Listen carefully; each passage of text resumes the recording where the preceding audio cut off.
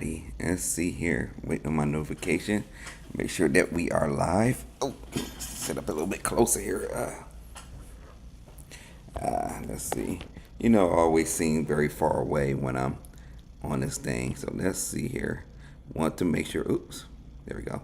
Want to make sure that my microphone was actually on this time, because last time it wasn't on, and I was just talking and talking. There we go. There we go. Now I get my notification right here that we're on live. All right, so welcome everyone to this and that. I am Marcel. How's everybody doing today? Amen. So I want to welcome everybody that'll be joining us on Facebook and YouTube. Thank you for everyone who participates regularly. I'm just pulling up my Bible app here. I have a few verses that I'll be going through today. Not a whole lot, and it's never a whole lot. One thing about me is I will get in and out of there real quick. Not that there's anything wrong with people who share a lot of scriptures or speak for a long time. I think that's a gift. I think it's a real gift. But that's not just who I am right now. But yeah, we got a couple of things to talk about here on this and that. And on this show we talk about a lot of different topics and subjects. That's why we call it this, we call it that. Talk about this thing. Like I had a colleague I used to work with named Ken. He used to always say, this, we talk about this thing, that thing, and a little bit of other thing too. He always say that all the time. He's a real cool guy, but every time I say this and that, it reminds me of that. So yeah, we just talk about all sorts of different things and all different topics, and we do it from our Christ perspective, and it's a lot of things going on in the city. So hold things down here while my co-host is working late probably, and so we'll get started here, and if she pops in, that'd be great. So all right, so got my first scripture set up, and I want to talk about a few things today. There's a few topics that are kind of hot button topics happening in the city. I want to discuss a few of them, and then want to say a few things as well. Let's see. Do you want to see more notifications from New Covenant Peace or less? Yeah, show me more like this. I want to see more like this. Yeah, there we go. Yeah, I want to talk about some of the stuff that's happening with our youth. I want to talk about a couple of events. See, we got a couple people watching on YouTube here. So, hey, those watching on YouTube, give me a quick hello. YouTube don't show me who it actually is who's watching unless you leave a comment. You could just say like a hello or something. I'll shout you out in a few moments when I check back. But no, I can hear myself talking on the monitor. There we go. So I want to talk about a couple of things today. And first, we're going to start off in prayer. And so, Father God, thank you for allowing us to be here on this Tuesday evening, Lord God. Thank you for all that you're doing. We ask that you have your way in this place here. In Jesus' name, amen. And so, Father God, we just thank you. Amen. So, we got a couple of things going on. Of course, everybody know that tomorrow is tax day, so not a shortage of information there. Everybody's getting their last minute filings in. Overheard someone who was walking around on their phone trying to make arrangements, trying to figure out. And it was a younger person, and this person apparently never heard of like the income tax credit. So you could hear them talking like, "Oh, did you know? You could get this tax credit thing." Is like a younger guy, and so it's just interesting around this time. You got people who've been doing it for years. People are doing it for the first time, but yet we have the tax day tomorrow, which lets us know that we are in the middle of April. Of course, today is the 14th, tomorrow the 15th, the tax deadline. And it's amazing how much time is flying. It seems like it was just like a week ago. We was talking about how freezing cold it was, and we was in the middle of February, and we had all these frigid temperatures, and we was like, when will the heat come? When will the heat come? Well, finally, we got one full week with heat in Michigan. So this entire week is going to be warm. But this is Michigan, so it's going to go away probably for another week before it comes back. I always tell people don't count on the warmth until May comes. May is when the warmth officially comes. April will play with you. It will snow in April. If you're not careful. So I don't put a lot of things in April, but a lot of hope in April. Hey Bishop, how you doing? Good seeing you. Thank you for joining us. And so, hey, I don't put a whole lot of um, confidence into my favor, but I am happy that we have some warmth. And so here we are, middle of April. Time is moving quick, and so you need to start thinking about what your plans are going to be, what you want to do in this year. This is a good time to kind of evaluate. It's only 4 months in, what you might want to do for your business, for yourself. Because let me tell you, most successful people in most successful companies, they think in terms of quarters, right? And so they realize that time moves quick and that events move quick. And so you see a lot of like large events, large gathering things that are well thought out and planned. Those things go it takes months to pull off. And I learned that as I've been doing events and things over the last couple of years and been having that responsibility that, you have to plan out and think about things in quarters, right? And so you start thinking about, what I'm going to do in the summer, what I'm going to do in the fall, even thinking about what the strategy is going to be for next winter, always already having those conversations, right? And so you apply that to your regular life. So don't let life pass you by. Yes, we go by faith and not by sight. Yeah, that's true. That is absolutely true. But you also want to have a plan written and that is plain and that it goes through, what you're trying to do.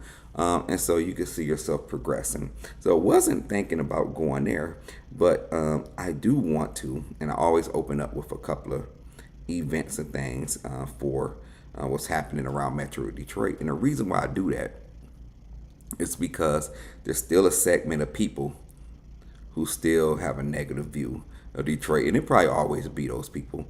But a cool thing is I met up with some pastors who I haven't seen in 20 years. They were like my foundational pastors. Like their ministry got me saved, right? And so they ain't seen Detroit in like over 20 years, and all they knew was all the headlines. And they lived in Michigan 20 years ago, but they never came to Detroit. They just stayed north, And when I say north, it's like Ann Arbor, Ypsilanti, so not super far away, but never in the city limits, right? They just stayed away from it. And so got a chance to tour them around and show them some places and talk about the story and talk about where we've kind of been. And so I'm going to talk about that in a moment. But to get to some of the positive events and things, hey, Apostle, how you doing? Some of the positive events that we got going on at Cranbrook Science Museum. I know Cranbrook. I know people get kind of like Cranbrook every time they hear that. But Cranbrook, those people are really cool. Cranbrook Science Museum on April the 18th, all day, this Saturday.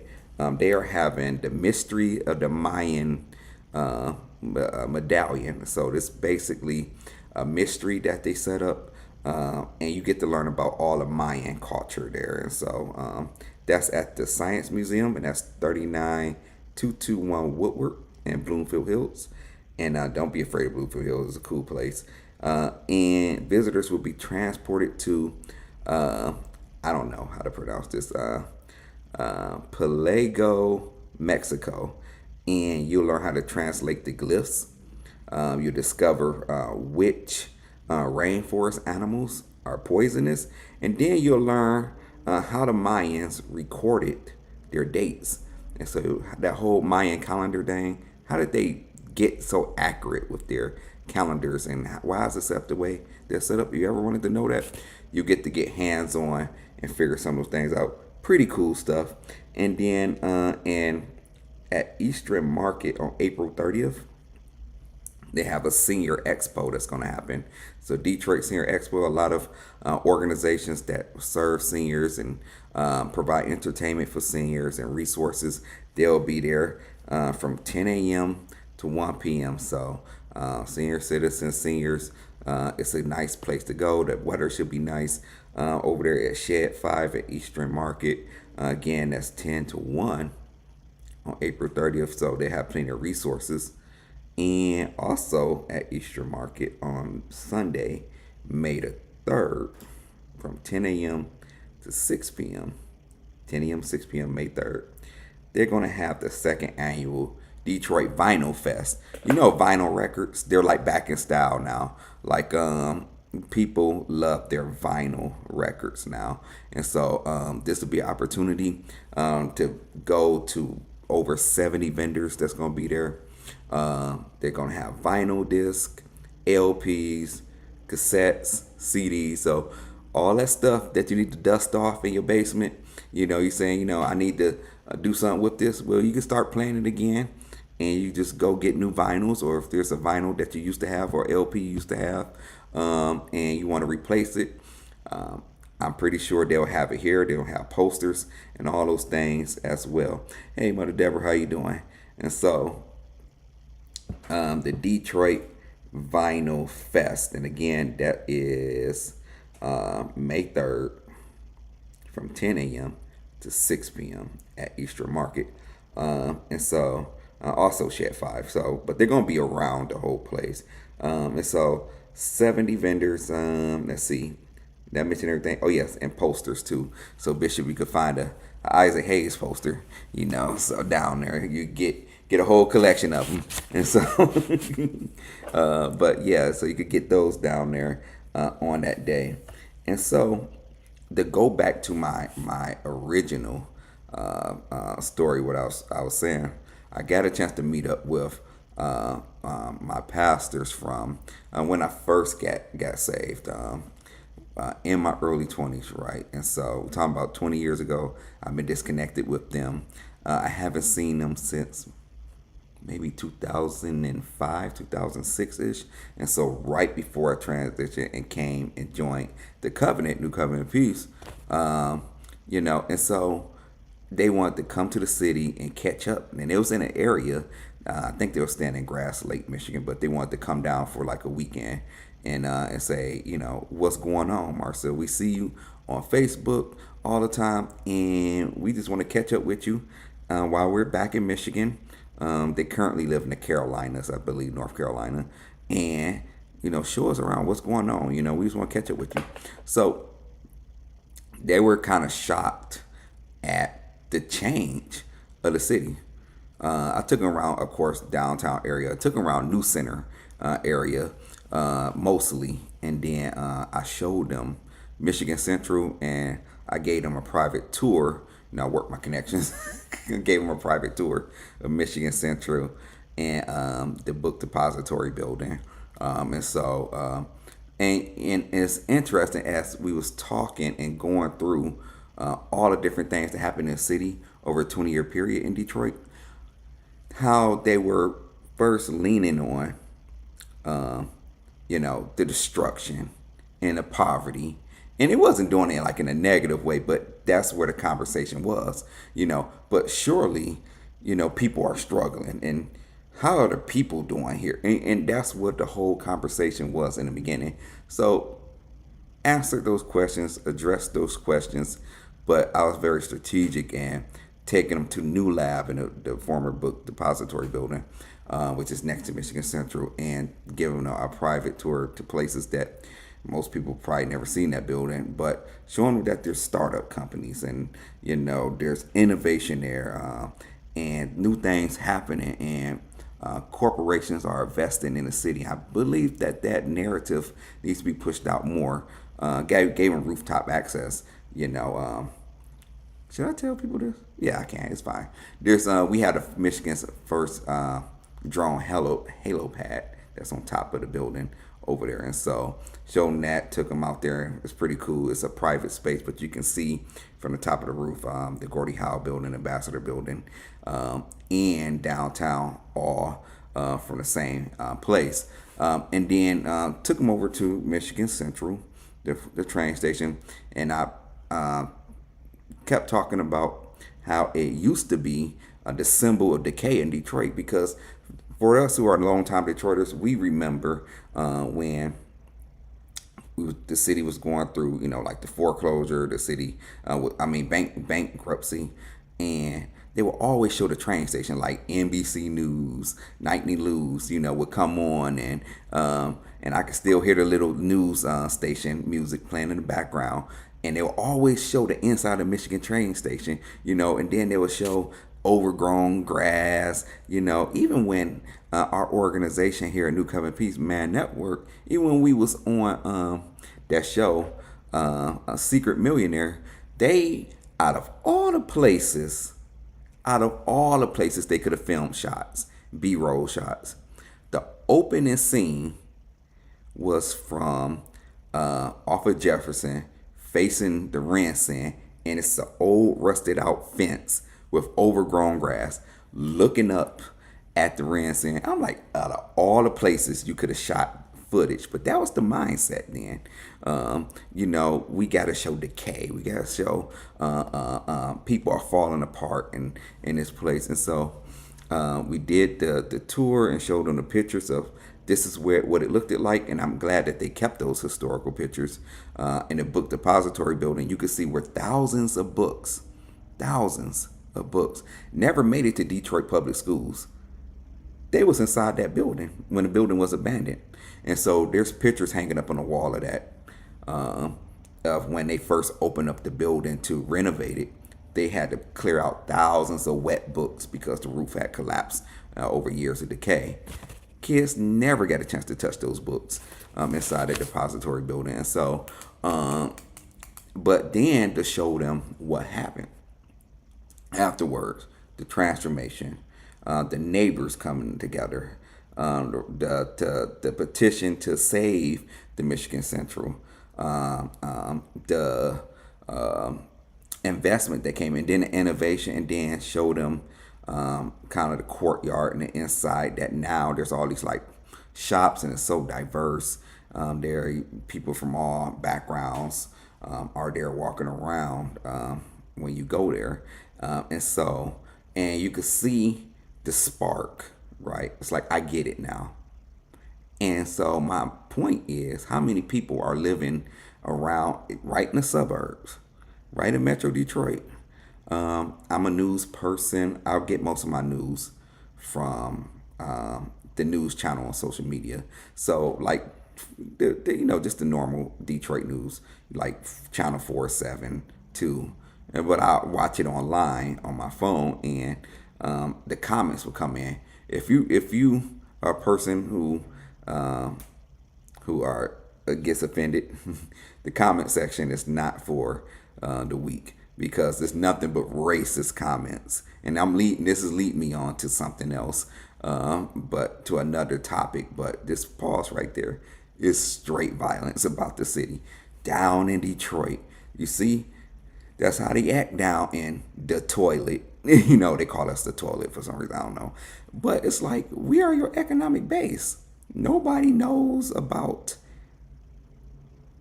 Grass Lake. Nobody knows about Midland. Nobody knows, Traverse City. It's kind of like a niche. But, nobody knows these places, When people think about Michigan, they think about Detroit, right? And so it's important that we continue to speak well and speak highly of Detroit, and to change the mindset about the youth, about the culture, about the change in the city. Are there challenges? Yes, absolutely. But if you see what's going on in Austin, Texas, there's challenges there. Some good things happen there. There's some challenges in Austin.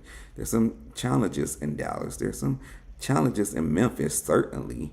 But they got some good things going on there. Chicago has a lot of cool stuff happening, like a lot of cool stuff. But there's challenges. But we got to change the perception of our community in our neighborhoods. And I think that goes a long way to even how we interact with our young people and with our youth.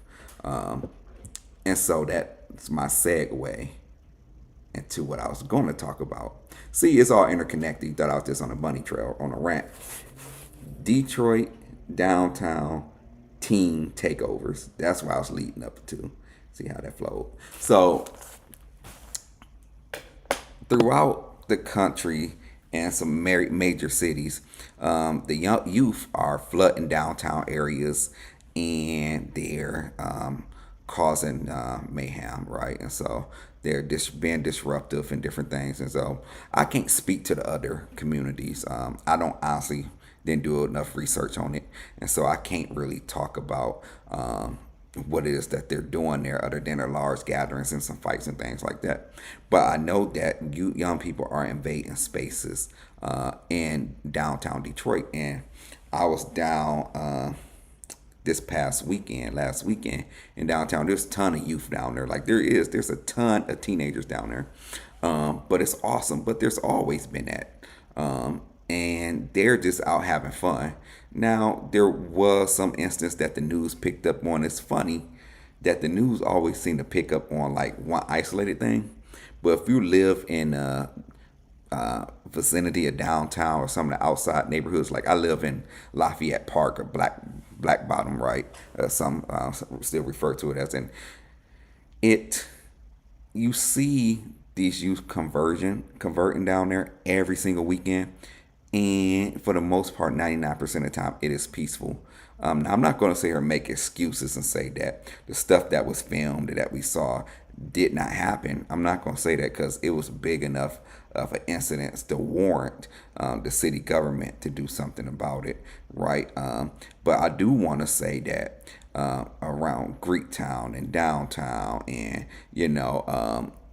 Lafayette Park and Rivertown and all these places, there's hundreds of more kids that you don't see on the media who are just hanging out in groups, doing teenager stuff, like talking, they're eating, and they love those little scooter things. So I want to first say that kids are being kids, and yes, a few bad apples spoil the bunch. And so I'm not going to make excuse for those who have acted out at all.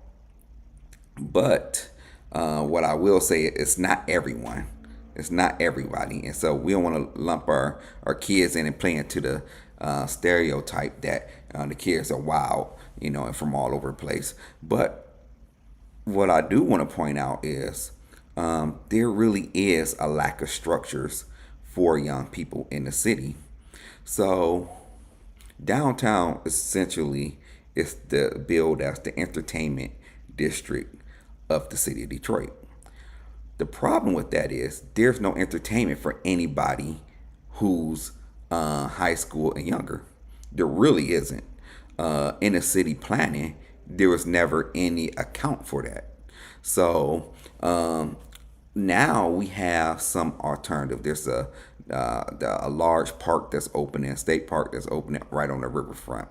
The redevelopment of Ranson is supposed to have family activities there, right, and attract amenities. Outside of that, there's really not a whole lot of structures for teens to go. But downtown, you have to understand, it's the happening place. It's voted the number one gathering square in the United States in Campus Martius, right? You have all the lights, you have all the brands down there. You got the Gucci store, you got the Apple store. There's things that young people are attracted to. It's where all the vibrancy is. It's where things are nicer, right? It's where the plum market is. I went to the plum market. It's funny. If you don't know what plum market is, it's a little concept store or a small grocery store built into the Ally Financial building down there. And there's like a buffet like style thing, and you just make your own food and you check out, but there's no people to check you out. It's just a screen, and you put your food in front of the screen recognizes your food, then you tap your card. It's completely personless, and it's like it's a vibe. You know what I mean? It's a thing. And so they are building like a giant playscape right next to Spirit Plaza, but they're realizing that. For those of you outside of Michigan don't know where Spirit Plaza is, that's just where the Spirit of Detroit statue is in the city building. So outside of there, they're building this giant playscape for smaller kids, jungle gym, the play and the slide, and it looks sweet. It's still under construction, but it looks sweet. It's really gonna be nice for little kids to be able to play down there. But there's really nothing to do but walk around, and so sometimes kids they get mischievous when they're in group, right? And so they and you know how kids are. One person can influence another group of people. And so what I want to say is we need to have more structured things for young people in our communities, in our neighborhoods. We do have rec centers. Now I know for the last couple of years I keep hearing over and over, we ain't got no rec centers. They closed all the rec centers.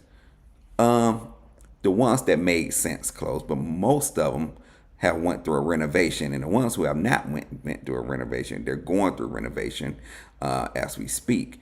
It's a multi-phase, thing, and there's a whole lot of stuff that go on at these rec centers that are offered, but the problem is, how do you get young people there? There's still some system problems there, like transportation.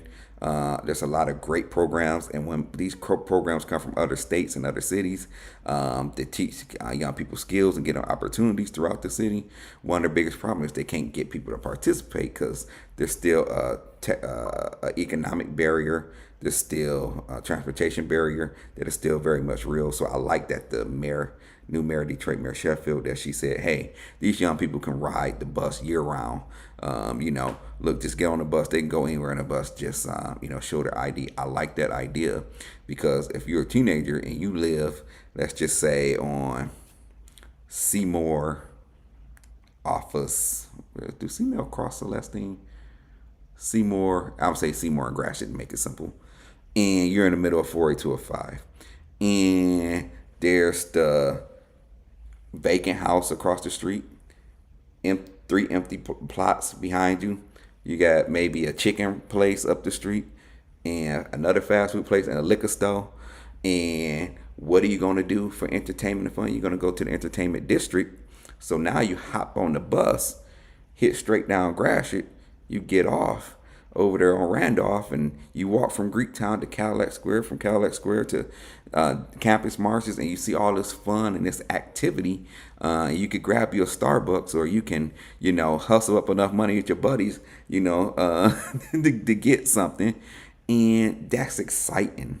That's exciting. That's energy. They want to be drawn to where the energy is, where the people are, and so, but we got to put in place things for them to actually do down there. So like I said, they're going a long way for opening up the park on the riverfront. It should be open. I think it's opening soon. If it's not open now, that's going to have a lot of activities for them, something to do. But again, we got the jungle gym that's open up, but we need more things for them to actually direct that energy. Now, am I saying that the young people should be excused from behavior, like the ones who are running up, trying to snatch people change, running up, trying to fight people on top of cars and stuff?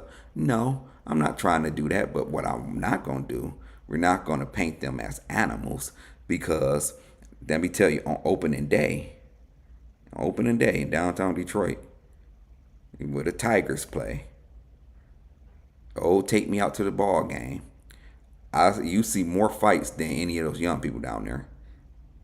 I'm just going to say that. And these are adults. These are grown people. They got the beer in them and whatever else in them, and they're fighting in the streets. They're fighting by Greektown. They're fighting by Foxtown. They're fighting over parking spaces. They're brawling. And that didn't make the news. That, to my knowledge, it might have, but not to my knowledge. I didn't see it on the news, but I know it happened because I saw it brawling. And we don't see that. And at nighttime, these adults, I'm talking about all colors, not just blacks, because I live in a neighborhood, I hear them fighting. I hear the police cars coming. I see them in Greektown, fighting in the streets. I see them. These are grown people, you know. And so this happens regularly. Now this is like the hot new thing because we got hundreds of, teenagers converging on the downtown area. When it first got warm, after we've been in a deep freeze, imagine that, right? So I say all that just to say we need to engage our youth. We can't baby them. We can't make excuse for behavior, but we do need to think about how to properly engage them and what can you do. And I don't have the answers, but what can you do to make it appealing for them down there? There's no entertainment down there for a young person. The tree lighting ceremony during holiday time, through Christmas and that time. I understand that it's a bunch of people in the area and they're just walking around. They're close together, and kids, they're gonna find a way to entertain themselves. If you can't entertain them, they're gonna entertain themselves. You got the Cosm that's gonna open up soon in downtown.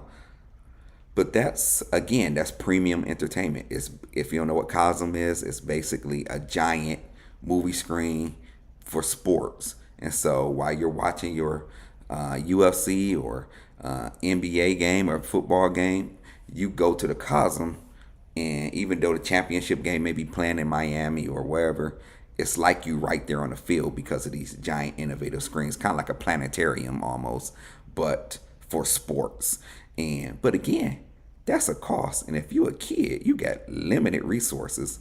If you 17, 18, 16, 15, you got limited resources. You and your buddies are still, and they still do this to this day, because I seen a couple of kids at the store last week, like trying to put their money together, getting snacks and stuff, just doing typical kid stuff, even in modern society, right? And so we got to make concession for them. We got to make space for them, but also we need to do a better job of getting activity and recreation to them in their neighborhoods as well, which is often spread out, and that's a bigger conversation that I can't solve. But yeah, I just did wanted to talk about that for a moment. Let's see, I got a comment here that said, when we lived downtown, nothing was more rowdy than hockey fans. They would come through our property to catch the people mover to Joe Louis. Shake my head. You know what? That is interesting. Hockey people are still rowdy. You go down there to the hot and ready arena down there, the Little Caesars Arena, and they are a rowdy bunch. Some of you know my experience, even with the pro wrestling. People are rowdy. They be drunk, they be on drugs, they be different things, and hockey people are still rowdy. And people converge into these areas, and but those things are not covered as much. People talking about feeling intimidating coming to the city. If I didn't live in the city of Detroit, I would be intimidated down there in those parking lots, those muddy and gravel parking lots. All these people coming in converging, they don't know how to drive, they don't know where they going. They fighting each other, they screaming at each other. And, they got the cheap beer in them. They give them that cheap beer, but they give them to them in tall glasses like this. Cups be this big, and they make them pay like $12 for it. They have 2 or 3 of those.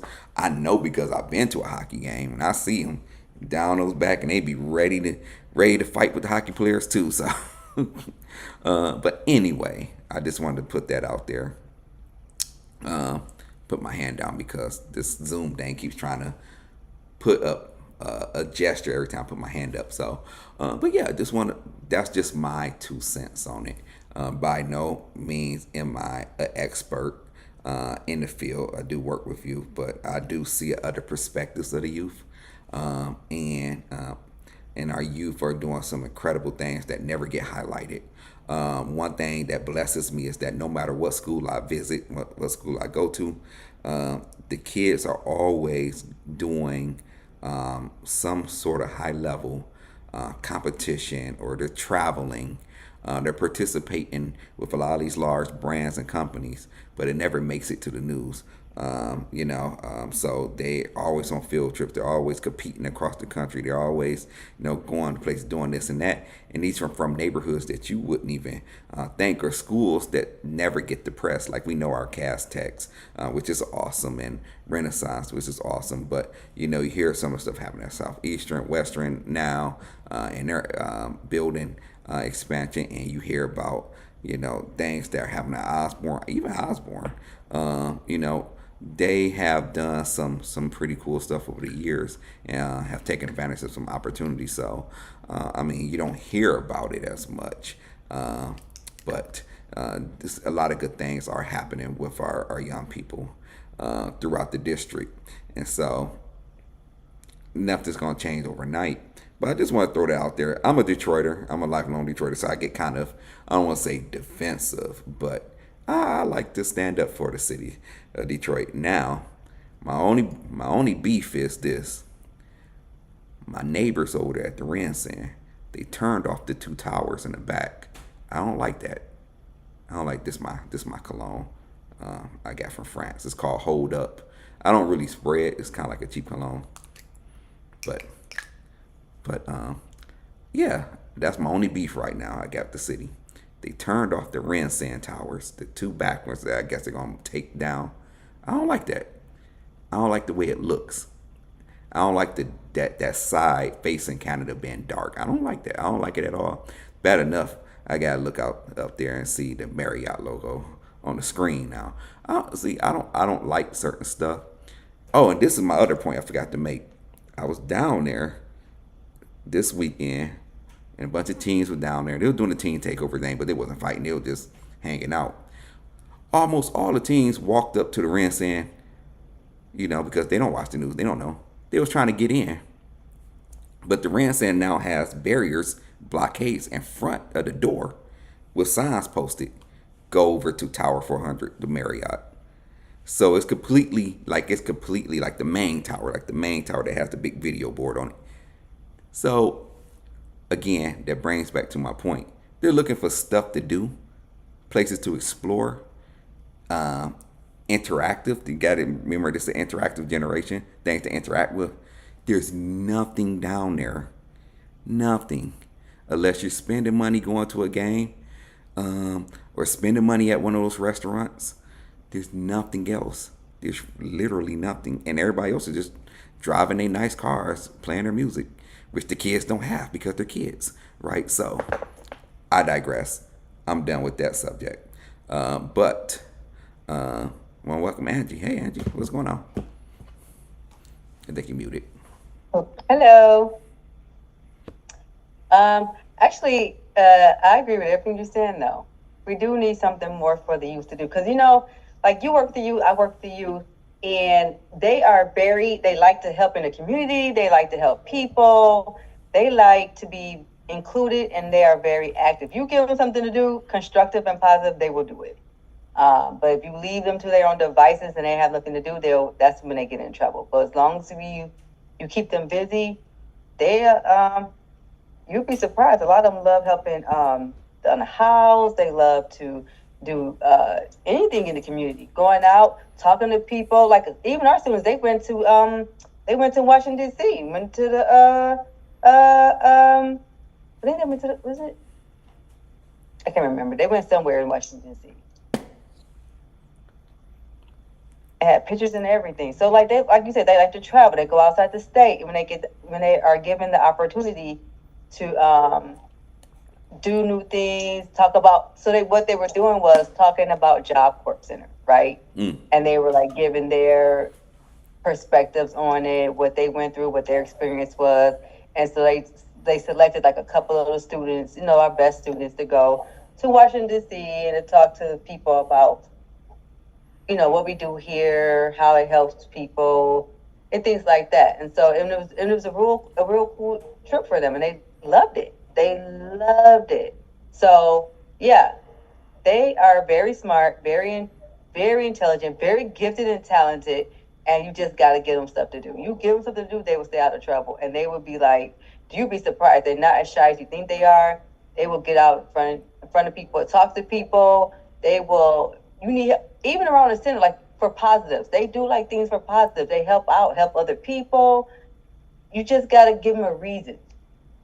Give them a reason, give them something to do, and they'll be good. I And they agree will stay out of 100%. trouble. Yeah. Yeah. They need activity. They need Mm-hmm. things to keep them engaged. You know, that's a important part of their formative years. You know, having those experiences and having freedom to know that they can do things. Yeah. And then, Pastor Ray, I do see, yeah, I see that you do. You posted that the Detroit City Code Section 29-3-11 enforced 2026 Detroit Youth Curfew prohibits minors under 18 from being in public places such as street sidewalks or playgrounds without adult supervision from 10 p.m. To 6 a.m. and for those 15 and younger, 11 p.m. to 6 a.m. for 16 and 17-year-olds. Yeah, I am familiar with the curfew, and the curfew should be in effect, especially for those who are younger. But during the time where they're going down there, especially on the weekends, because they kind of occupy from the morning into the night, and it's mostly peaceful. The number one thing they do is down there is ride the scooters. They love riding the scooters, and so the boys will be riding, you know, somewhere. They'll get on the greenway. They'll get, you know, down the sidewalks, and the girls they tend to ride two at a time on the scooter, hugging each other and all this stuff, you know, and they're just enjoying the downtown area and just being outside, as they say. They just being outside. So midnight basketball. Midnight basketball, there's something I think is going through like a reinvention. But with the midnight basketball, with a program that was like in the neighborhoods, at the time I remember that program that they had like they was like escorted, like they could get rides with the police, which sounds, you know, like bad, but like they would actually like pick them up inside the vans, the buses, and then make sure that they got home safely and drop them off in those police vans, making sure that they were safe. But they did really enjoy that midnight basketball and boxing and stuff like that they had.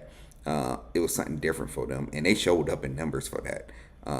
So I wonder if that's something like they can build down there, like, excuse me, with one of those courts or something, or you know, something built in like that where it's a whole program around it.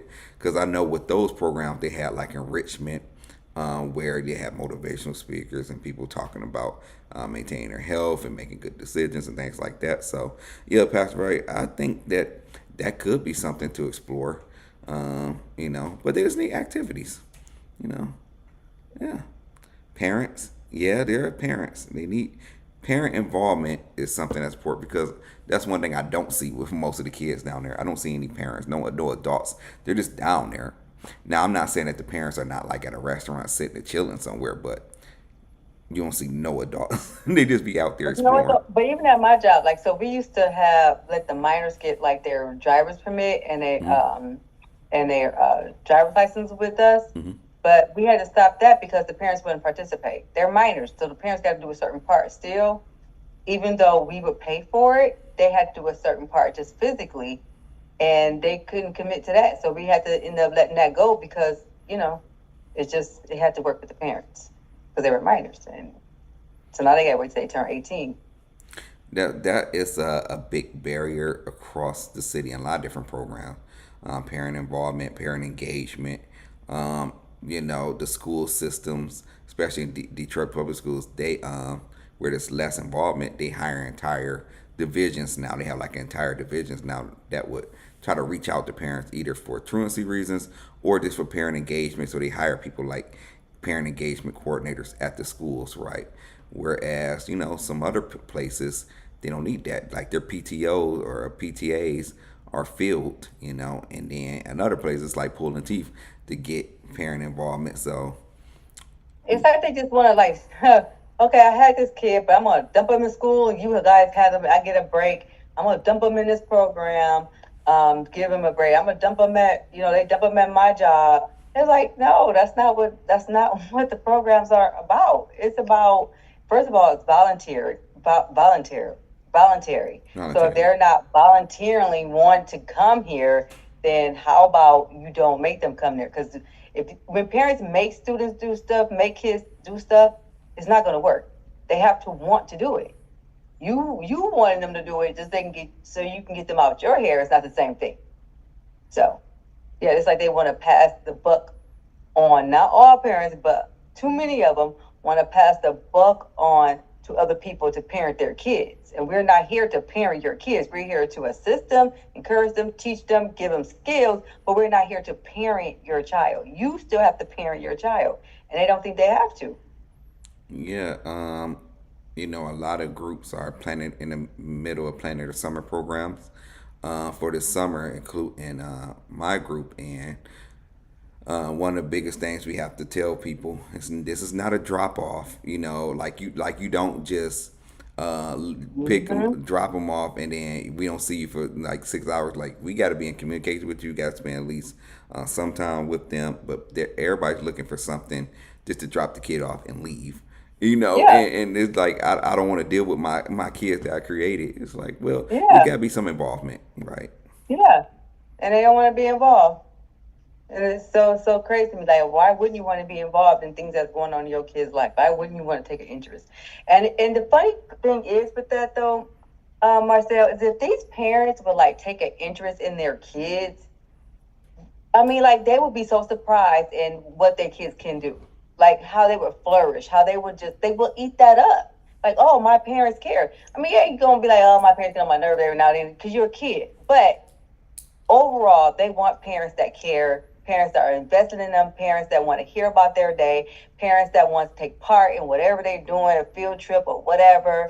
Like they want that. I don't care if they say they don't, they do. Because I work with too many kids, and we work from 16 to 25-year-olds, and even the young adults. They if they didn't get it throughout their childhood growing up, 18, 19, 20, 21, 22, if they get it from anybody, they like that.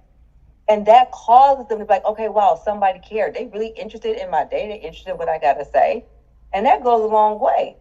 And they would just flourish and be successful, open up like little flowers, and it's like the most amazing thing. But parents, parents, guardians, aunts, uncles, whoever raising them, they gotta take the time to take the interest. Like you had these kids, or you took the kids in, or whatever the case may be. Like care about these kids. Invest in them. Tell them they're special. Tell them they're worthy. Tell them, hey, I like you. I like spending time with you. What do you want to do today? Like, or what do you have going on in your life? Is anything bothering you? Are you okay? Like, and that takes like what, less than 5 minutes? And Less than that 5 minutes. and you hit on another aspect, building a child up, encouraging them. Um, some of them need that guidance, and a lot of them just need Yeah. guidance. They need opportunity and guidance because people don't talk to them. They're just kind of like, okay, I had this kid, and they just kind of exist in my realm, and that's it. But when you have real engaging interactions and spend time with them, it opens up a new world to them and possibilities that they're not even thinking about, and so that goes a long way. And I think there's a couple of reasons for that. I think um, because a lot of kids don't have guidance, they just kind of follow what's happening, and Yeah. so a lot of norms and stuff that we have, they haven't had those norms formed because they're not being modeled in front of them, right? And so they Mm-hmm. might not know how to behave in certain situations or articulate certain things. But once you get an opportunity to do stuff and try new things, um, Mm-hmm. you can really see that they'll brighten up and they will speak. One of the biggest things I hear, and I take it as a compliment, is when we have these experiential learning events and kids who typically don't get those opportunities. And I am gonna say in Detroit, but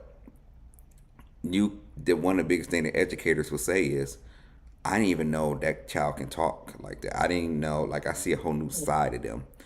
And that lets me know that whatever they're getting in their environment, not necessarily school, but at home or wherever they're hanging at, uh, they're not exposed to things that make that excitement come out of them or to make the other side come out of them. So they're disengaged. They're on their phone. They're just linking up with their friends, but they're completely, disengaged. And so, but our kids, they're very talented. And it Mm-hmm. just need to harness it, like you said. It needs to be harnessed Yep. somewhere. But parents need to be involved in. There's a whole conversation going on right now about how do you get parents who have had negative experiences as youth. And you have a lot of parents who have had such negative experiences that kind of let their kids flounder. And so you say, well, how come the kids are not coming to school? Well, the parent will be at home a lot of times with the kid. And it's like, well, I had a bad experience in school. These schools ain't teaching my kids nothing, so I don't really care because I feel like I was left out. Or I was speaking with a educator who specializes in IEPs and 504s, and Mm-hmm. they're from California originally, but they have a school here in Detroit now, and they're building a new campus on the west side, like a $40 million building with this new educational model that they're doing. But it's aimed at helping kids be the best version of themselves from a holistic perspective. So they have an on-site speech therapist. They have a on-site person who can help students regulate emotions and talk out things. Because small stuff like that, at least when I was younger, we was taught to articulate our emotions and how we felt and things like that. A lot of these kids don't even get that sort of love at home. Like when they come home, Mm-hmm. nobody checking on them saying, "How do you feel today? How was school today?" Nobody's Yeah. saying those things to them, right? And so that has an impact when they grow up. And then if your parent is like, "Well, I was in targeted and put in a special class and misdiagnosed and put in a special needs class when I really didn't need to be," well, I know how this whole system goes. I'm not going to give my child the help they need or put them in any special programming or Yeah. even connect with the school. If they even my child don't need that, I'm not going to connect to the school because in the inside, I still have hurt or Mm-hmm. a negative experience that replays about school and education, and that's a big thing. And so they're having that conversation now. So it's interesting we're talking about that. So it's And I have it's to it's a lot explain of to my things. students, like, because they do have like it's just like negative reputation that's connected to the IEP. So I had to tell my students, say, no, the IEP, it can help you. Like maybe you need an extra 5 minutes, extra 20 minutes to take a test, or maybe you need a 5 minute break. I said it's for things like that because maybe you when you're working, you're starting to get distracted. You need the 5 minutes to get back focused. So it's not a bad thing to have the IEP. You're just saying, oh, I might focus better if I can listen to my headphones, listen to music, drown out all the noise, listen to music, and that can help me focus better. So it's not that you always need medications, not that and I tell them, like, there's nothing wrong with you. You just need a little extra assistance in whatever helps you be more successful in like in high school or in your trade. So that's basically what it is. And when you break it down to them like that, they'll be like, oh, okay, yeah, yeah, yeah, okay, yeah, and now sign me up for MRS so they can get tested, so they can get, but but you're right though, you got to explain what it is and what does it help you do. It's not bad. It's just what will help you excel, you know, and be at your best, like we talked about, to be your best, the best you can be. And this is just something that can help you. You're still smart, you're still intelligent, creative, gifted, talented. You're no different from anybody else. It's just that you need certain things to help you, focus in on whatever need to do. Yeah. So yeah, you're right. And Pastor Barry said, no, my point is under the legal age, all minors should be home and somewhere safe. And you are correct. By law, they should be somewhere, especially their minors, after a certain point in time. And then Bishop said, excuse me, sorry, I moved it with my finger. When a young person feels valued and supported, the sky is the limit. Yeah, absolutely, that's Mm-hmm. true. Um, you know, One thing Bishop often refers to and talks about is that sometimes people carry baggage like adults. They carry baggage from maybe somebody called them a name or something when they was younger and they lived that out. Mm-hmm. It's interesting. This professional that I spoke with um, from Oakland, California, she's now here in Detroit for this Imani school. It's a KIP school called KIP. They're all over the country, but they just made it to Detroit. The education system fought them from coming in, even though they have measured gains. It's a whole deal. I'm not gonna get into the politics of it, but uh, she said that that's one of the biggest things they spend time on. Like if a student needs those services, they have to schedule a full sit down session with parents, sometimes an hour long. Right. And even then, the parents are like hesitant because of whatever their experience might have been. And they're beginning to find people, like real research that people who have been labeled or misdiagnosed or went through seasons where they was held back a couple of times or, whatever it may have been, they carry these intense emotions and they do a lot of times worse in life because they feel like this is the box that I'm in. And so it's interesting that there's research behind that. So if a young person feels like they're undervalued, if they don't have skills or tools to see, or if they don't have the right, education, whatever, they will model that a lot of times growing up. Yeah. Yeah, I've had students in my that's been on my caseload to where if they're not excellent readers, right? Because maybe they just needed, more practice or, get a little bit more tutoring, you actually be there. But so instead of just saying I need help with reading or even just one on one with the teacher, they will like crack jokes or they'll be disruptive in the classroom or they do all these different things to deflect and like whatever. But I do think that if everybody just take the stigma off of like needing help and knowing what that help looks like and that it's okay and that it doesn't make you different from somebody else, it doesn't make you less than somebody else, it just means I just need help in this particular area. So I tell them, a lot of my kids a lot like, hey, math was not my thing. Math is this, if you struggle in math, I said, hey, I struggled in math. I said, if it was for my father, I wouldn't even got the C I got in high school. That was my B, and I was very excited when I got a C. Now, algebra was like the worst subject for me, but geometry, for some reason, was a better subject for me. But if it was for my father, I would not have gone through algebra. In fact, I took psychology just to avoid math classes if I could. Mm-hmm. Majority of math classes. So I said, I get it. I said, listen, math is not my thing, but you look at my sister, she loved math. My father loved math. They could eat, sleep, and drink it. Like that's like their favorite subject. I said, but that doesn't make me less. I always use myself as an example of saying like it's okay.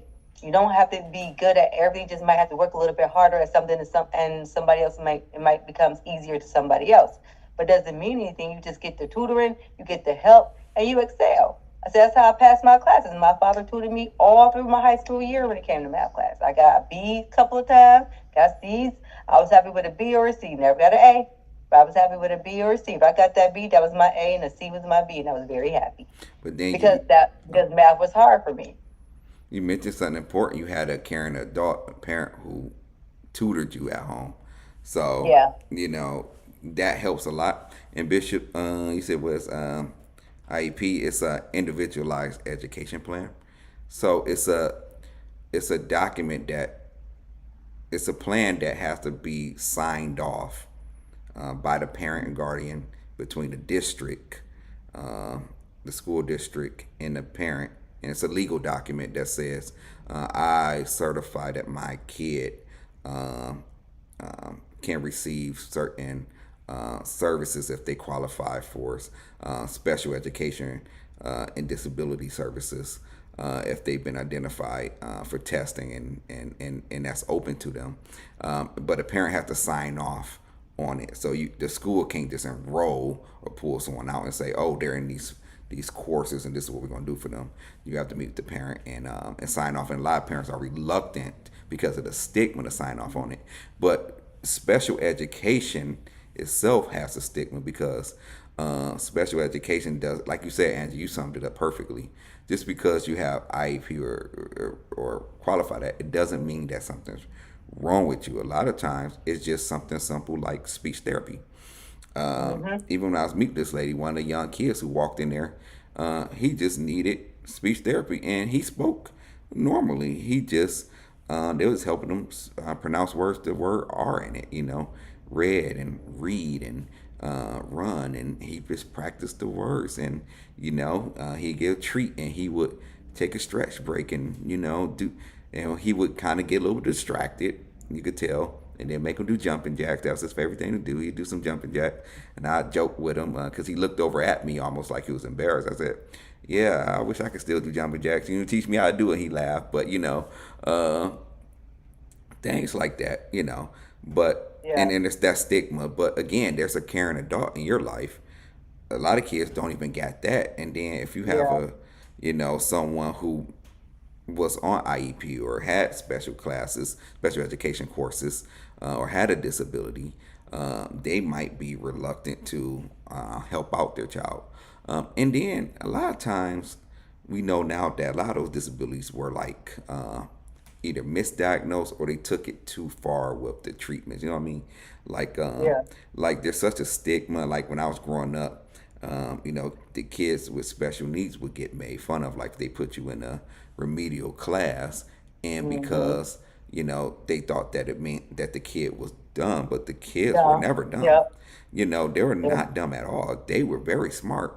And you notice that most individuals, as they grow up, they always have a particular genius gifting, whether that's drawing, whether that's being able to speak or write speeches, or whether that's music. There's usually some genius in them, but there was such a stigma behind it. So I don't know how we got so far off on IEPs and those things, but yeah. Unless and then KIP schools, they're a charter school that is across the country. They're in practically every state. Each state charters the KIP academy from a different source. So I think the KIP that's in Michigan, in Detroit, which is the first one. They are chartered by Central Michigan University, but they are a holistic learning school, and so it's called KIP, KIP, Imani School. So KIP Imani. Right now they meet at the old Don Bosco Hall slash Saint Suzanne building on the west side, West Chicago for the West Siders. But they're building like right down the street on West Chicago, uh, like a $40 million school, state of the art school complex that can house students and have on site supportive services for them, where the teachers are paid and on site, and it's a part of the kids' curriculum, so no one has to come in, and they have designated days for designated therapy sessions, whatever type of therapy session students may need. But it's not just for students who, it's just a regular school. It's not for students who just need IEPs and things like that. But it's built into the curriculum for those who need it. And then they just go back to the regular classes, and it's not nothing awkward or Mm. anything like that. It's integrated into the classroom. So, yeah, so that's what that is. So I wasn't sure if you wanted to know what that was too, uh, Bishop. Okay, yeah, you was asking for those who might not know. Yeah, absolutely. Yeah, I know you work in the school system, so you know. But I just wanted to answer it. So yeah, uh, I don't know. Definitely went a far way, but we're past the Yeah.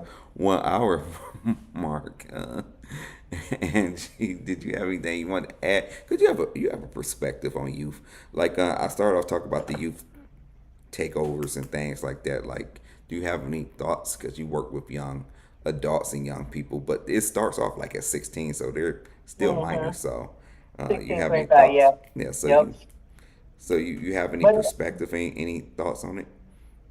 uh, well, I've been trying to think of some ideas, so come up with some ideas to help keep them busy. Because especially when Sister Rob was talking about how they was acting downtown, I was like, I'm thinking like that's because they really don't have anything to do that's geared towards focusing solely on like your program. You know what I mean? Even with the financial literacy, learning about money was fun, right? So I do think like in the summertime and stuff like that. Because I remember we had like when I was young, we had like what Bible camp and all these different activities and little field trips and all these little things to keep you busy. So I feel like if we bring that back full like to the forefront again, like just right on like in their face, like hey, you got this to do, you got this to do. Plays, like even at my job, like they love to do the plays. They write plays, they act in plays, they have singing, because some of them can sing, and we had a show where we did a musical. Like and it was all they did it. All the staff did was like provide them with all the information, provide the supplies, the costumes, and yes, the staff would be in it, but it was like the students did it. You know what I'm saying? And they did a great job. They did a great job. So like, so I know like we could bring like programs back in more and more back in, especially in the city of Detroit, make it closer to home so it'd be easy for them to get there. Maybe catch a quick bus ride, or maybe if we can even have transportation, like we come up with more rec centers with transportation, like vans and buses. They go pick up the kids. They just the parents like drop them off at a certain spot, and they can all get picked up, and they can go, and then the parents be at that spot on time when it's time to bring the kids back and be there to pick the kids up. But you know what I was thinking about too, like having if they come with a program where the parents have to sign like a contract saying, hey, your kids, your kids participate in our program, but you only if you participate. So give days where parents have to show up and participate, where it's after work, where they can't use work as an option, because at least that way, like have a movie night with the parents and the kids, you know what I'm saying, or something interactive where the parents and the kids got to build something together, because that would make the parents like take interest, right? Spend that bonding time with their kids, get to know each other, and then at the same time, they can slowly build a relationship between the parents. And then I'm thinking like you can also have to do a thing where, um, hey, you know what? Parents, we require one night where you pick a night where you eat dinner with your family, with the whole family sit around the table. Like just start bringing like the old stuff back. Be like, hey, this is what we're gonna do. Give them an example of what that looks like, and then I don't know. Because I think the parents need help just as much as the kids. We have a program for kids and the parents. You Together. know, Yeah. yeah, because that I think that with if like I know some of them probably never saw it, like you said, never had that in their household, never saw what that looked like having a mom and a dad, or having people say, "Hey guys, it's 6 o'clock. It's time to sit down, have family dinner," and then go around the table and say, "Hey, so how was your day? How was this? How was that?" Family Simple things dinner. like that, right? Family dinner. I'm going to DoorDash me some McDonald's. Ain't that right, Yeah. bitch? We're Or going to so give me some grub. DoorDash dinner. Let's put it in a paper plate and still Everybody sit get their down at the own table, right? DoorDash. So it's like stuff like that. So like maybe somebody could come up with a program where, the parents are required and they have to fill a contract, say, hey, you have to do this or your child can't come. If they don't want to be stuck at home with that kid, they're gonna find a time to participate. Even if they just do it like I'm just gonna do it and get it over with. I feel like sooner or later it'll start like, oh wow, I like this. This works. I mean, I'm gonna do this more so with my kid. Take a date with just me and my kid. I don't know. So yeah, but I think we do need to come up with some. I'm gonna be praying about some creative ideas, some creative programs we can do geared towards the kids, but still bring in the parents. Because once you get the kids, you still got to get like that at home environment to change too, because they're leaving your positive environment when you pouring into them, you feeding into them, but then they got to go back to this environment. So it's really important that we have a program where it involves the family, the parents, so that way when they go back home, maybe like the situation at home can change, the atmosphere at home can change too. So I don't know. Man. Hey, Pastor Ken Stone, thank you, sir, for joining in. I see you. And Bishop, you heard that the takeover was a TikTok challenge. Yeah, I heard that they did organize off of that, and that's how it spread across the country. Because a bunch of youth was on there, and that was something activity that they all decided to converge on downtown areas, So, you know, but still, it does open up a lot of discussion. And I shout out to the mayor for saying, hey, we want to connect the youth and talk to them. Shout out to Ceasefire and all these organizations that stood in when things were getting out of control down there and wanted to reach out to them. And what's the name of Tucson Nights organization? Caught Up. So I seen Brother Tucson. Standing behind the mayor, and so all these familiar faces and stuff. Uh, I like how the community wrapped around them. And just didn't say, "Oh, let's lock them up and throw them in jail," Yeah, So or yeah. let's And then penalize listen them. to their ideas, though. Listen to Yeah, their ideas. 'Cause they have some great ideas. yeah, They have some great ideas. So listen to their ideas and implement their ideas. You'll be surprised of what could transpire from that. if I was them, I'd be very vocal because while there's money flowing in right now to the city, everybody want to be a part of Detroit. See what you want down here, and so see what they could Yeah. put down there for you. But I know we talked about a couple of subjects, and yeah, I just wanted to just talk about that because I think it's important that we lift up how good our youth are, and then talk about that challenge. But thank you for everyone that's been commenting. I've been watching, been bouncing back and forth on Facebook and YouTube. So thank you, everyone. I see all the comments and interactions. And before we go, um, we talk about social ills, and we talk about the plans that people have to turn around human behavior. But really, over the years, what I've seen with a lot of multi-million dollar initiatives that have come into communities and neighborhoods, and a lot of grants that have been given to community centers and to grassroots organizations, and that still continue to happen, both in Detroit and abroad, is that it helps give people activity. It helps with development. But the one thing that really transforms um, people's lives is Jesus Christ. That's the only thing that Yeah. really transforms. Where the real change happens, the change that happens on the inside. Um, the salvation is only from the Lord, and really, all you have to do is just believe upon Him. If you're not sure if you're saved, if you're not sure where you're going after this life, if you're not sure if you're even right with God, really, this is the time where you can do that. And you don't have to sign up to a monthly subscription. You don't have to check into a 7-tiered plan. All you have to do is one, confess that you're a sinner.